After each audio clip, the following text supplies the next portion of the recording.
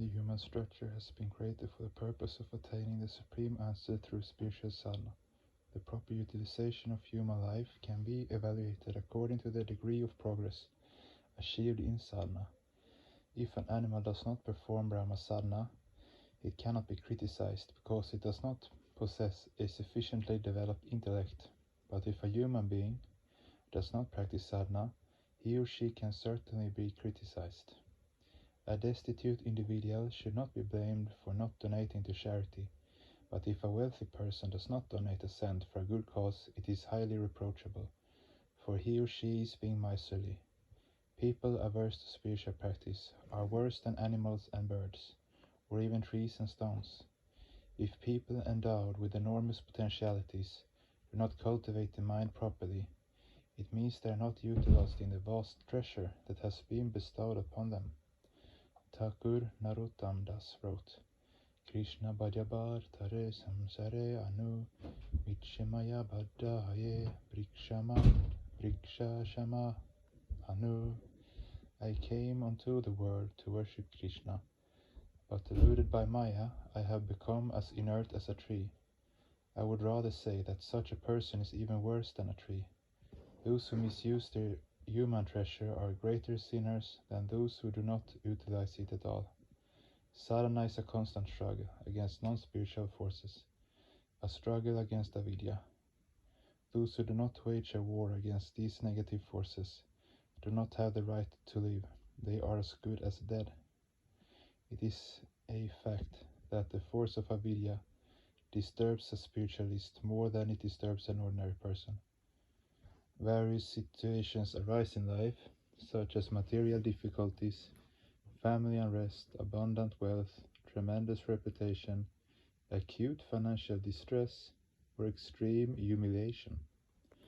Sadhakas will have to bravely confront these mundane situations as a test. They must never think in terms of retreat. It would be fatal, for the avidya force would stab them as soon as their backs were turned. In all circumstances, one must continue the process of sadhana to gradually enhance one's latent psychic and spiritual power.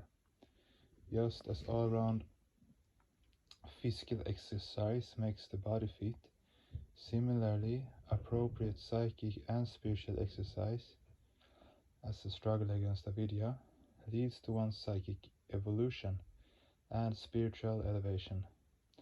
If one is keen to advance, if one wants to attain expansion as well as bliss in life, one must continue to struggle. Brahma sadhana is an all-round struggle leading to all-round progress and the ultimate goal of merging the Supreme Source. Life is a constant effort to restore an unstable equilibrium. Human beings endowed with enormous thinking power want to attain all-round development. To that end, along with the development of subtle thinking power, they will have to practice nivritti mulaka sadhana. They will have to strike a balance between the relative and subjective worlds. In the absence of such a balance, the process of thinking becomes disturbed again and again. There arises an irresistible desire in human beings to bring the unknown within the periphery of their knowledge, thus overcoming all obstacles. At that moment, the supreme question arises, and when the supreme answer is understood, their doubts and confusions are allayed. Keneshitam patati preshitam manaha kena pranaha pratamaha pratyuktaha kenishitam vashamimam varaninti shakshuhu shrotam ka udevo yunakti. After rising above the level of animality, a series of questions arose in the mind of the ancient humans. Why does the mind run after objects? Where does it get its inspiration to run? And from whom? Whose inspiration causes the life force to be associated with objects? Psychology can provide answers as to why and how the mind performs its actions, but it cannot give any clue as to the origin of the force which sustains the mind. When an indriya sense organ comes in contact with an object, the nerves are vibrated. If the vibrations are compatible with the nature of the samskaras, then the vibration creates pleasurable sensations in the mind. Learning by experience, living entities discover the objects from which they can derive pleasurable feelings. Endowed with this knowledge, they run after objects of their choice, carefully avoiding those objects which produce painful sensations. This comes within the periphery of psychology, but the source from which the mind derives its capacity to run towards or turn away from objects is outside the domain of mind. Yet, until it is fully discovered, it is not possible to understand the true nature of the mind. The next question is, who causes life or vital energy, prana, to activate physical objects? The word prana has various meanings.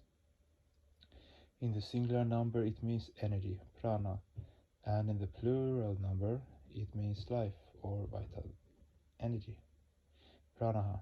It has yet another meaning, pranendriya, an intermediary state between the sensory organs and motor organs. The 5 motor organs keep the mind and body engaged in the action of externalization. The objects of the motor organs are called karya, or doable, and the 5 sensory organs keep the mind related to external objects through the action of internalization or subjectivization. Objects of the sensory organs are called gyaneya, or knowable. Pranendriya is an organ which is not included in the list of the sensory and motor organs.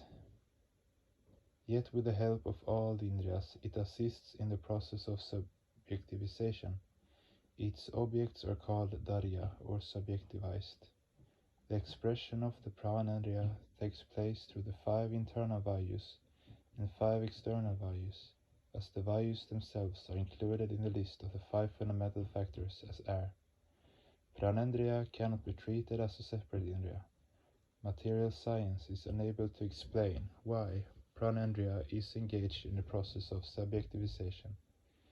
Likewise, science can explain how a person speaks, but fails to explain from which source the vocal cord derives its capacity to utter sound. Each sense organ can only receive a certain type of inference, tanmatra. The ears cannot receive the form inference, the eyes cannot receive the sound inference. The indriyas can only remain actively associated with their respective objects. Why this is the case, and who has created this system, is beyond the purview of material science. The supreme answer to this supreme question, Parama Uttara of Parama Prashna, cannot be given satisfactorily by science or philosophy. Shrotrasya shrotam manaso mano yadvacho ha vacham sa u pranasya pranashakshusha shakshurati mushyadiraha pretyasman lokadamrita bhavanti. The fundamental energy behind the gateway, the sight, and the capacity of an indriya is radiated from the Supreme Entity. Concerning the universe, He is the supreme answer. He is the ear of ears, the eye of all eyes. He is the thinking power of the mind, the vocal power of the vocal cord, the visual power of the eyes, the life of all lives. To merge one's individual authority into the absolute entity is what is called immortality. Wherever there is actional expression, there is vibrational change, either death or life. The absolute authority, the supreme knower of the cycle of life and death, is established in the highest stance of immutability. What sort of explanation can material science give regarding the auditory organs? At best, it can explain how the sound vibration creates a congenial vibration in the auditory nerves, is transmitted to a particular point in the brain, and is heard as sound in the chitta. But it cannot explain the fundamental cause of the sound. Moreover, not all vibrations created in the auditory nerve or any particular kosha will necessarily be heard as sound. A noise made beside a corpse's ear will vibrate the auditory nerves, but will not be heard by the dead person. Why? A corpse does have ears, which have the capacity of hearing, but lacks the capacity to gain knowledge by hearing. Any knowledge acquired by hearing has to be first substantiated by consciousness before it can be assimilated by the mind. The nature of consciousness can only be analyzed by spiritual science, and the systematic endeavor to do that is called para-sadhana. Similarly, when the forms and matras of an object are reflected on the eyes, it does not necessarily mean that one will perceive the object. The eyeballs and optical nerves of a dead man may continue to function, but he will not be able to see anything, for he lacks the witnessing faculty. Without the support of the witnessing faculty, the visual power of the eye organ is ineffective. Thus the cognitive faculty is the agila eye of the eyes. The entity which discharges the function of thinking is called mind. The mind stuff gives proof of its existence through perception and knowledge, but psychic thought cannot occur without his witnessship. An object of knowledge can only be substantiated in the presence of that eye feeling. Without the eye feeling, no object of knowledge can be perceived. Thus, in the absence of the phyla substantiating authority, the vocality of the speech organ remains unsubstantiated. When the expression of the vitality of an object wanes, the entity gradually loses its vocal power. So, in spite of the existence of the vocal cord and the mind, one's mental feelings remain unexpressed. At the time of death, the tears in the eyes of a dying man indicate that what he wanted to communicate remained unsaid. The 5 internal values which sustain the sensory organs and give them the power of expression are the objective expressions of Atman, the aerial manifestations of Atman. Hence Atman is called the life of all lives, just as the perfect state of pause of the vital airs values enhance the perceptive capacity of the Indriyas. Similarly, intuitional practice increases the degree of the state of pause of the vital airs. Thus the Rishi says that the entity which is the embodiment of perfection is the only imperishable entity, whereas the Indriyas and their power are all subject to perishability. Na tatra shakshur kashati na vagashanti no mano na vidmo na vigyanimo yatta ita danu shishyat anyadeva tadvidi tadato avidi tadari iti Shushruma Purvesham Ye Nashtar Vihasha Shakshire.